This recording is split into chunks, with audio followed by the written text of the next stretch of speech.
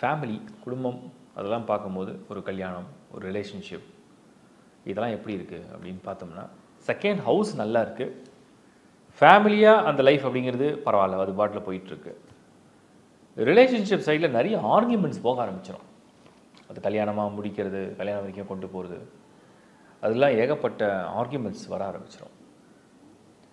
அதே மாதிரி இந்த ஹாரோஸ்கோப்பில் இன்னொரு விஷயம் நான் என்ன பார்க்குறேன்னா, ஒரு வரன் தேடுறீங்க, அந்த வரனை நீங்கள் முடிக்கிறீங்க, அந்த வரனை நீங்கள் பார்க்குறீங்க, அந்த வரனோட நீங்கள் நல்லபடியாக வாழ்க்கையை கொண்டு போகணும் அப்படின்னாலும் கூட இது ஒரு சரியான தருணம் இல்லை, இது ஒரு சரியான மாதம் கிடையாது, முடிவெடுக்க சரியான மாதம் கிடையாது. ஸோ வரன் பார்க்கலாம், கொஞ்சம் முடிவை தள்ளி எடுக்கலாம், இல்லை கொஞ்சம் ஒரு முறைக்கு 2 முறை சிந்திக்கலாம்.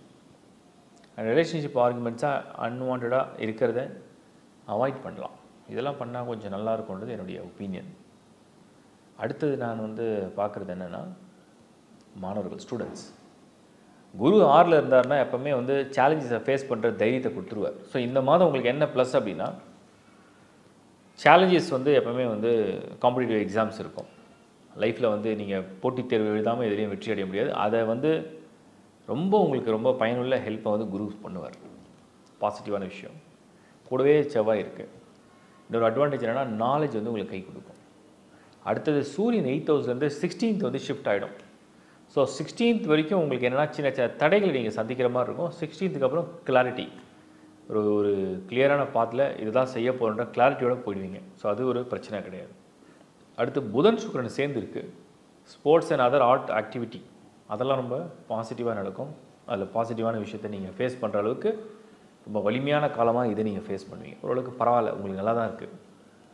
பெண்கள், குடும்ப வாழ்க்கையை நடத்தக்கூடிய பெண்களுக்கு இந்த மாதம் ஒரு சில விஷயங்களில் கொஞ்சம் போராட்டங்கள் இருக்கும். மனசில் இனம் புரியாத சில எண்ணங்கள், ஒரு போராட்டம். நிறைய விஷயத்தை நடத்தணும்னு நினச்சி போராடுவீங்க.